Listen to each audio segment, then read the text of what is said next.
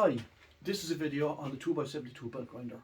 This video covers how to set it up when it comes out of the box and proper maintenance on it as well, and how to track your belts. But before we start, I do want to talk about safety. Obviously these machines can be dangerous. They need to be run the proper way. Very important to have the proper safety gear, such as your ear protection, your eye protection, obviously dust protection, and like a dust mask, and gloves if necessary.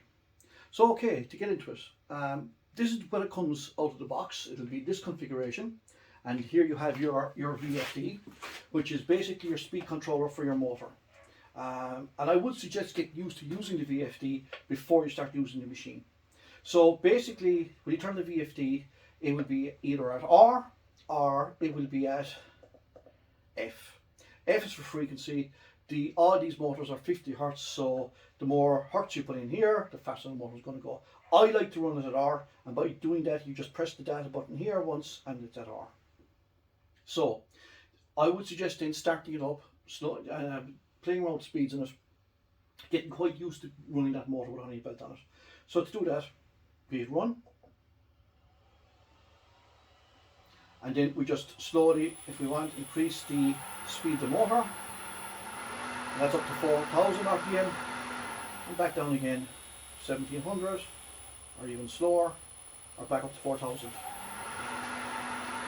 So bring it back down to 0, and we can switch it off. One thing that's very important to remember is, wherever you leave your setting, whether it's at 0 or 4,000, when you switch it off, that's where it's going to return to.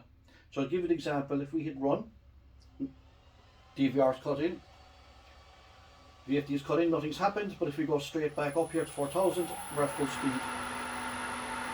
So if I stop it now, machine is stopped, motor stopped, but if I run it,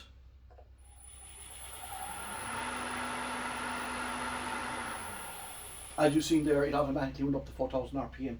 So I would always say, when you're turning it off, bring it back to 0. It won't give you any frights when you turn it back on the next time, and maybe, before you get a chance to track your belt and it hits 4,000 RPM, which you don't want it to do. So it's always good practice, bring it back to 0 when you turn it on, or I should say turn it off. So basically, that's the VFD. Get used to that before you start running a belt on it. After that then, this is how the machine basically comes, as I said, out of the box. If I turn it here to the side, you will see that the gas strut here is closed, and that means that the tensioning arm here is down all the ways, the plate in here is back all the ways, and so is the tool rest. So we need to configure those, and you configure those for your belt. So basically, all we want to do, and one of the easiest way to put a belt on is when this is closed down like this, is take a belt, make sure that the belt is running in the right direction. Majority of belts have, and you probably can't see these because I like to test these with worn belts, because if there's any problem at all, worn belt will always show it up. So basically, the arrow here is pointing back towards the wall, which is the way I want it, because this machine runs anti-clockwise. So you put it over the 4 wheels, like so. Now, obviously at the moment, if we released it, the strut would go up and there'd be no pressure on it, because as you can see, the belt is too long at the minute.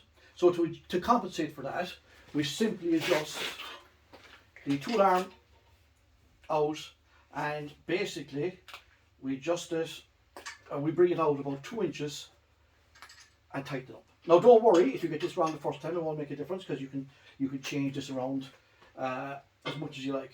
So once you've got that done, I'm actually going to bring this to the side here again so you can see. So I just basically put it on the 4 wheels, and I simply turn this up. So by opening this, strut goes up, and as it is, that's not a bad go, it's opened almost halfways, which is basically where we want it. We need this here open about halfways. That gives the proper pressure on the belt, which is 20 kgs, and that helps the belt to keep it running dead straight. And of course, the belt won't slip either with that kind of pressure. So once you've that done, around here so you can see it better, you can tighten up, very important to tighten up here, this tracking arm. So you tighten it up, you don't have to over tighten it, but just give it a nice tighten. And then by hand, you can start turning this. Now I already distract, so as you can see, it's tracking there quite well. But once it tracks like that, you can then turn it on your VDF, make sure it's running right. I'll do that in a second, but I'm going to put on the tool rest and stuff first. So once it's doing that, there's nothing touching the belt except the four wheels, and that's very, very important, for the simple reason is the backrest, I just want to show you here, cannot be touching the belt. This backrest here should not be touching the belt. If it is, you're putting pressure on the motor to start and the VFD, plus you're going to wreck your belt. So I just want to bring it out. Generally, you would have about 2 to 3 mil distance here. You can just see what's pressing it in here between the backrest and the work. So when you put your work up against it, yes, it will push the belt in, but that's fine. The most important thing in the golden rule is nothing touches this belt except the four wheels and your work when you're working with it. So again, the next thing I'm going to do now is put on the tool rest. And the tool rest is quite easy to put on. Again, when the machine comes to you, this bolt will be actually screwed all the way in, so you need to open it out. And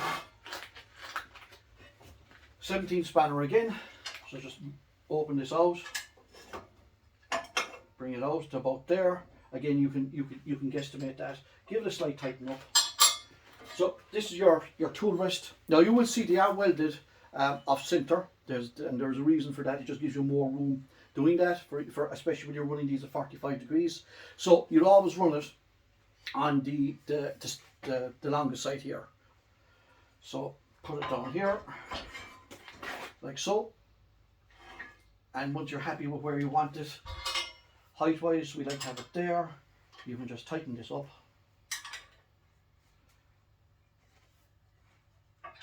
And once you have it tightened up, you can now bring it in. Again, same here, you don't want the tool rest up against the belt. You want to give it about 2 mil clearance. I'm not sure if you can see that, but maybe if I make it sideways, you'll be able to see all we have there. We have 2 mil clearance. So again, the belt isn't touching the backrest and it's not touching the tool rest. Very important.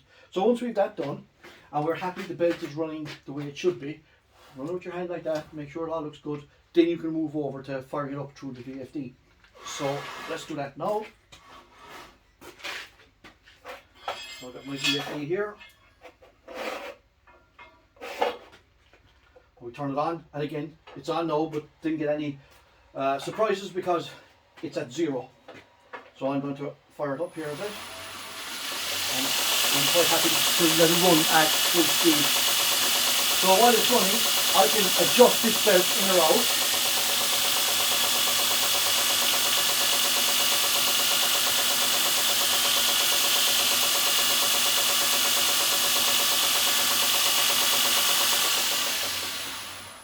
So that now is running very well. You will also see the distance here. Now, some people request that basically they can move the belt out even beyond the edge here, and they do that for the plunge lines. I'll often supply these with extra washers here, so if you want to bring this out more center to the wheel, you just open up, put a washer inside the both of these, and that brings it out. But where this one is going, it was requested that it goes out outside the actual backrest itself, which it is there. So that's basically on the running and setting up of it. Just a few things on changing the belt or taking a belt off.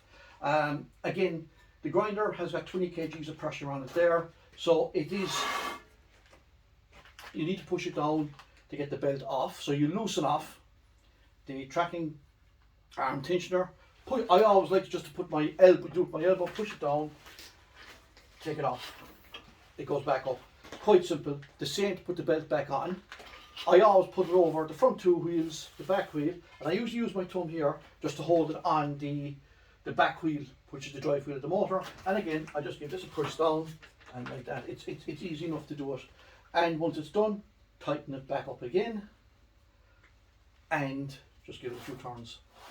So that it's as simple as that, and as you can see, that is running spot on. Just on the maintenance of it, I'll take the belt off again just to show you some things on that.